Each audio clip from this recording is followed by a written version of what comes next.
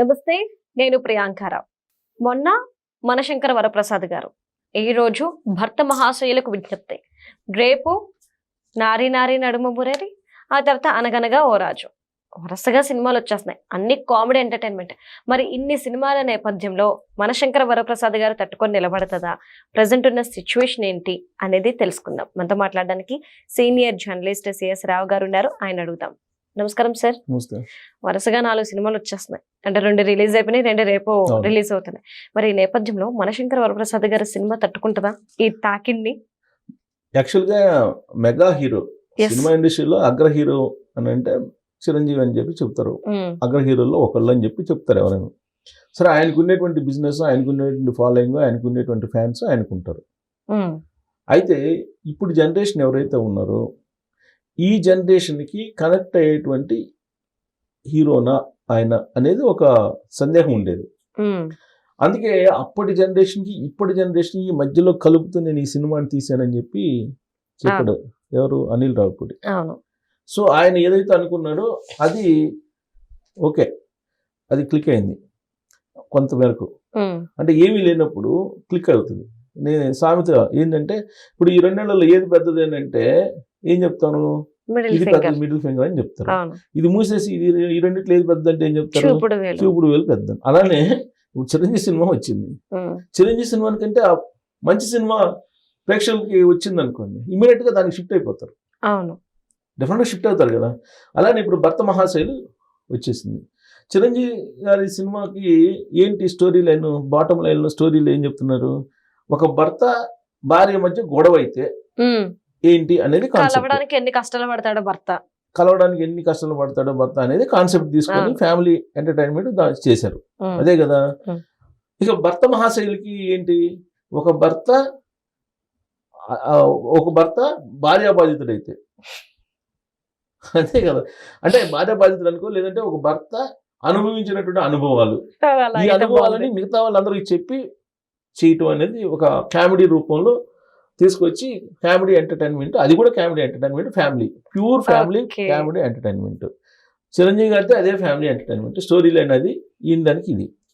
ఇక అనగనగా ఒక రోజు రాబోతుంది, ఒక రాజు, అనగనగా ఒక రోజు, అనగనగా ఒక రోజు సినిమా. ఓకే. సో ఆ సినిమా రాబోతుంది. అది కూడా ఏంటి, అది కూడా సేమ్ ఫ్యామిలీ ఎంటర్టైన్మెంట్. కాకపోతే అక్కడ అది నవీన్ పోలిసిట్ అంటే దాని కొంచెం యూత్ లో ఫాలోయింగ్ ఉంది. దాంట్లో రొమాన్స్ లో కామెడీ ఇది డిఫరెంట్. రొమాన్స్ లో కామెడీ, మామూలుగా అయితే రొమాన్స్ కామెడీ చేయలేరు కదా, చేయలేరు. రవితేజ ఆయన జోనర్ వేరే, ఆయన సినిమా రిలీజ్ అయింది, అది హిట్ టాక్ వచ్చింది. నిన్న చిరంజీవి సినిమా కన్నా కూడా ఈ సినిమా ఇంకా ఎక్కువగా బాగుందని చెప్పేసి అంటున్నారు. అయితే కలెక్షన్స్ మీద డెఫినెట్ గా అది మన శంకర్ వరప్రసాద్కి డెఫినెట్ గా ఎంతో కొంత ప్రభావం ఉంటుంది. ఒకటి. 2, ఇప్పుడు రేపు 2 సినిమాలు వస్తున్నాయి, అనగానే ఒక రోజు ప్లస్ నడుమ మురారి. ఇది కూడా ఫ్యామిలీ ఎంటర్టైనర్. ఏది నారి నారి నడుమ మురారి కూడా ఫ్యామిలీ ఎంటర్టైనర్. మొత్తం సంక్రాంతి కోసం ఫ్యామిలీ ఎంటర్టైన్మెంట్ దిగిపోయింది. దాని స్టోరీ లైన్ ఏంటి, ఒక 2 లవర్స్ పెళ్లి చేసుకుంటారు, మాజీ లవర్ కలిసిద్ది మధ్యలో, శర్వానంద్కి కలిసినప్పుడు వాళ్ళిద్దరి మధ్య నడిచేటువంటి డ్రామా ఏంటి సార్, మొత్తం అంతా భార్యల మీద లవర్స్ మీద తీసేసారు సంక్రాంతి కోసం, ఇళ్లలో గొడవలు అయిపోతాయేమో. ఇది కూడా కామెడీ, ఇది కూడా ఫ్యామిలీ డ్రామా.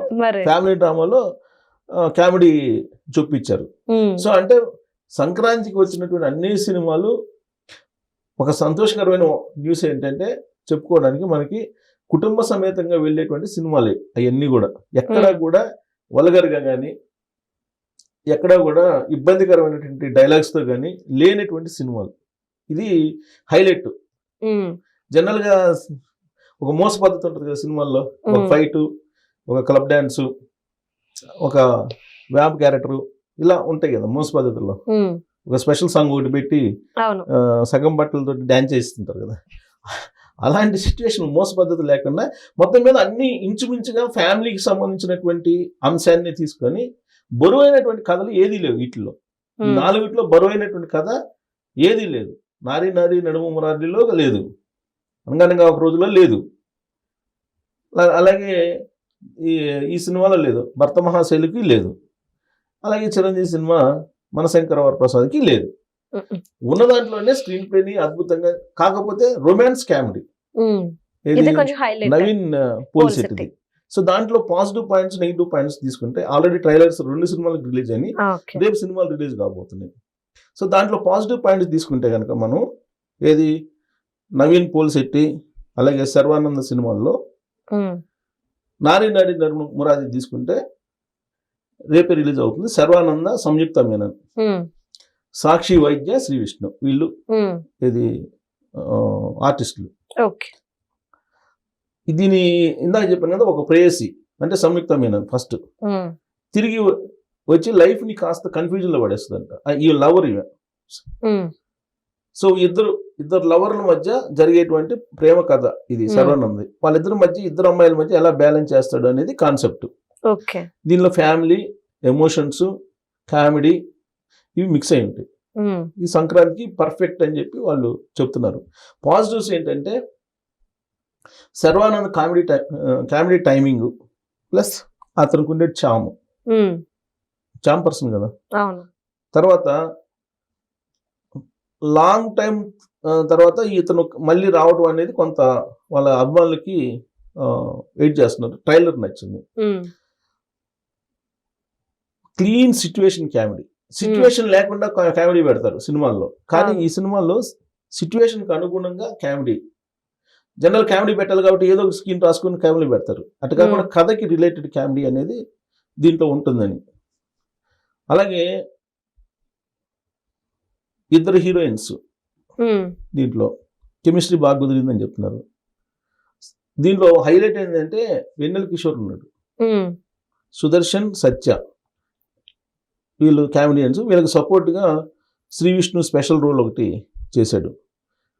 విశాల్ చంద్ర మ్యూజిక్, బ్యాక్గ్రౌండ్ స్కోర్ కూడా కొంచెం ఎనర్జెటిక్ గాను కొంచెం కొత్తగా ఉంది అనేది ఒకటి పాజిటివ్ పాయింట్. అదే ట్రైలర్ కనుక చూస్తే ఎమోషనల్ టచ్ ఇస్తున్నట్టు అనిపిస్తుంది. ఫస్ట్ హాఫ్ కొంచెం బాగుంది అని చెప్పి అంటున్నారు, హైప్. అయితే ఇది మొత్తం టోటల్గా సినిమా మొత్తం నవ్వులు ఉంటాయని చెప్తున్నారు. ట్రయాంగిల్ లవ్ కథ ఇది, కథ. సో ఇది నెగిటివ్ పాయింట్స్కి వచ్చేటప్పటికి కథ పెద్దగా బరువైంది లేదు, రొటీన్ లాగా అనిపిస్తుంది. సెకండ్ హాఫ్ మాత్రం ఎమోషనల్ అయ్యి కొంత స్లోగా ఉంటుంది అనేది టాలీవుడ్ లో టాక్. ఇంకా సినిమా రిలీజ్ కాలేదు కదా, యుఎస్ రివ్యూ నేను చెప్తుంది, యుఎస్ వీకే రివ్యూలు. కొంచెం కాంపిటీషన్ హై ఉన్నందువల్ల దీని ఎలా ఉంటుంది అనేది, దీనికి ఎలా రేటింగ్ ఉంటుంది అనేది చూడాలి. అనేది అంటే బాగానే ఉంటుంది, చూడొచ్చు, ఫ్యామిలీ మొత్తం వెళ్ళి అని చెప్పి చెబుతున్నారు. ఇక అనగనగా ఒక రోజుకి వచ్చేసి హైలైట్ పాయింట్స్ ఏంటంటే పాజిటివ్ పాయింట్స్. నవీన్ పోల్శెట్టి ఒక పాజిటివ్, అంతే కదా. తర్వాత హీరోయిన్ మీనాక్షి చౌదరి, లాస్ట్ సంక్రాంతికి హిట్ కొట్టింది మీనాక్షి చౌదరి హీరోయిన్. సో వీళ్ళిద్దరు క్యారెక్టర్స్ బాగానే ఉన్నాయని. Director Maari, music Mickey J mayor.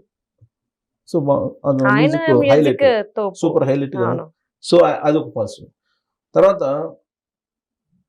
Romantic comedy, ఇది పాజిటివ్. అది అంటే వీళ్ళ కన్నా కూడా ఫ్యామిలీ ఎంటర్టైనర్ కూడా ఉంటుంది దీంట్లో. రొమాంటిక్ కామెడీ ఇది 140 నిమిషాలు, అంటే 1 గంట 20 నిమిషాలు దీన్ని నీడివి. ఇక ఇది ఇంకోటి ఏంటంటే గోదావరి జిల్లాలో గౌరాపురం అనేటువంటి ఒక ఊర్లో జరిగేటువంటి ఒక మ్యారేజ్ లో వీళ్ళు కలుసుకుంటారు, గ్రాండ్ వెడ్డింగ్ లో. అక్కడి నుంచి స్టార్ట్ అవుతుంది ఫ్యామిలీ డ్రామా, కామెడీ, ఇవన్నీ అక్కడి నుంచి స్టార్ట్ అవుతుంది. ఫస్ట్ హాఫ్ అంతా దీనిలో జాలీగానే గడిచిపోద్ది అంటున్నారు. సంక్రాంతికి పర్ఫెక్ట్ ఎంటర్టైన్మెంట్ అని చెప్పి చెబుతున్నారు. నెగిటివ్ పాయింట్స్ తీసుకుంటే కనుక కొత్తదనం ఏం లేదు.